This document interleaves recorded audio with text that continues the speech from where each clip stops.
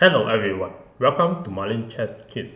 Today I'll show the gameplay by Vianney and Phileas, and this beautiful game complete in only 24 moves. And the last few moves we have the Rook sacrifice and win the game in the H5. And let's see how the game play. The game starts with the pawn to d4 and knight f6 was played. Then bishop to f4 and now the black play d5 and e3. Then the black play e6 and the white continue to develop the knight to d2. Then bishop to e7 and prepare for short castling. And now the knight g to f3 continue develop and the black go for a short castling. And here is the first 5 move, and you can see that the position is equal for both sides. And the game continue with the bishop to d3 continue to develop and preparing for a short castling for the white. And then the black storm with the c5 pawn trying to attack the white. Here the white continue to play c3 to defend the pawn, and now the black continue to develop with the knight to c6. And after this, in this is the first 7 move, and the position is quite equal in the game, and the white notice that the black has been castling to the king side. Therefore the white on hold for his plan to go for a castling instead, and he launched the very strong attack with the h4 pawn. And this idea is very beautiful. It start to play with the h4 and trying to move forward and attack the g7 pawn. So h4 was played in the move 8, and here the black just continue to attack with c4 attack the bishop. And now the bishop just moved back to c2, and the bishop is still maintaining the attack of the diagonal b1 h7 and trying to capture the pawn at h7 as well.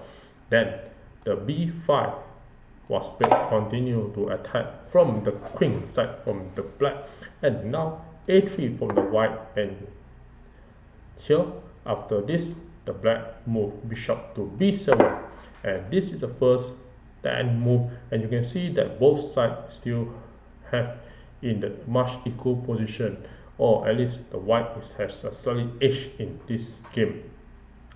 Then the game continue, and the knight move to e5 trying to control the center of the square and to have more activity for the white. So knight to e5 was played, and now the knight just capture, and here the pawn just capture the knight, and the pawn is attack the knight. So therefore you have a very limited place to move, and here the black play knight to e4 trying to go to secure in the center of the square.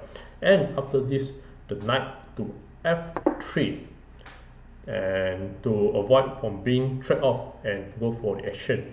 So after this bishop to c5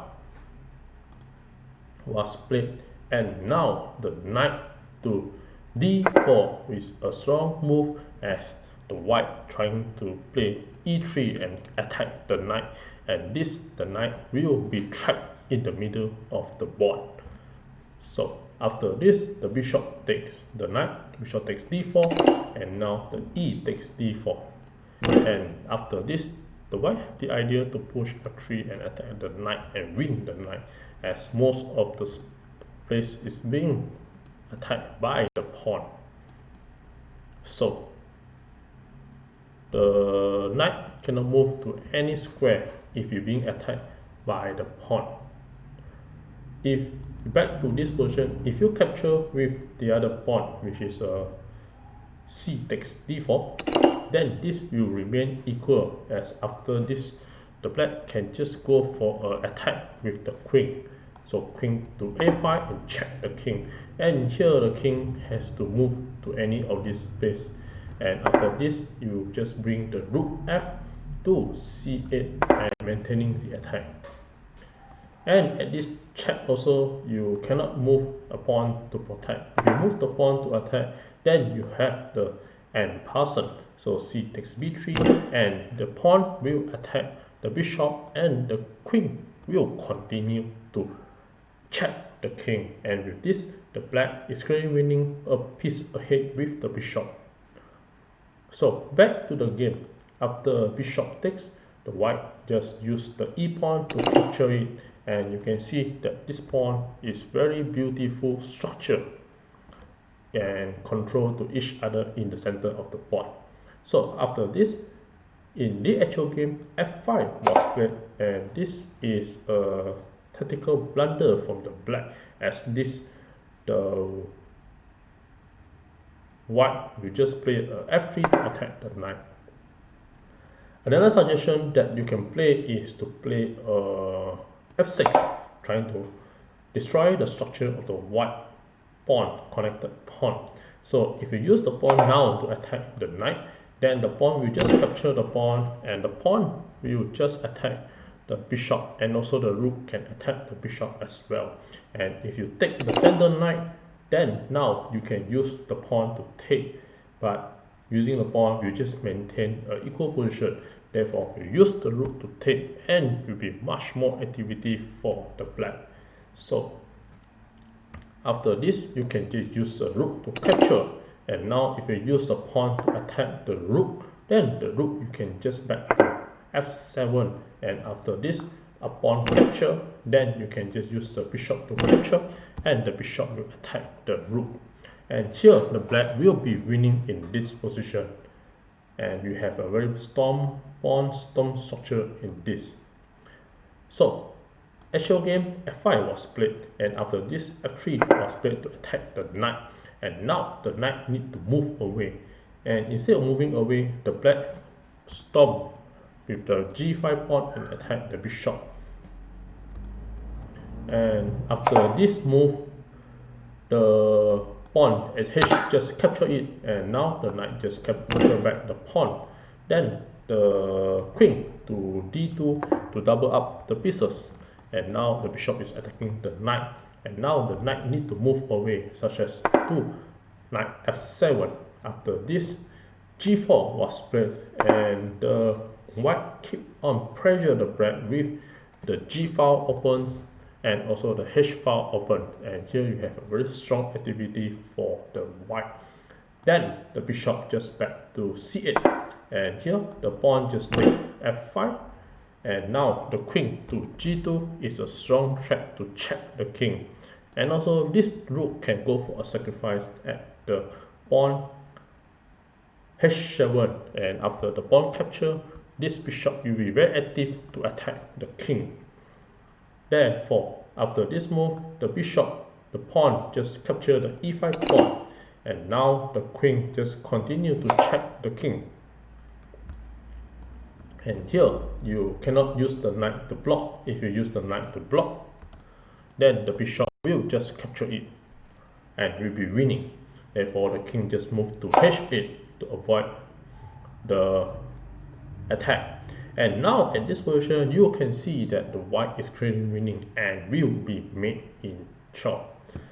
So after this move, the white just made a very simple move, such as to make for a long castling and to allow the rank 1 to be connected, and here to launch the attack. And the queen can go to g7 and will be a checkmate. So after this move, queen to e7 was played, and now you have the white mate in 4. I give you a couple of seconds to figure out how the continuation of the white to play and mate in 4.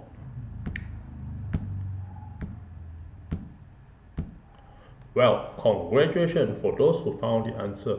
And for those who like to enjoy the show, here are the beautiful moves that the white played and made in 4. And in this game, after move d2, and here the move 23, the rook takes h7, and this is a very beautiful brilliant sacrifice. So the rook capture and check the king, and again nothing can block the check, and the only way is to use the king to capture it. After capture it, then you can use the rook to h1 and continue to check at the h file. And after the move 24, the black resign the game. And if you want to continue the game, such as you move the queen to prevent the check, and this you just block and delay the checkmate only. So after this, you can just have a rook capture the queen and check the king again. And now the king has no place to move, and the only way is to block with the knight. And here the rook will just capture the knight, and it will be checkmate. And with this, thank you.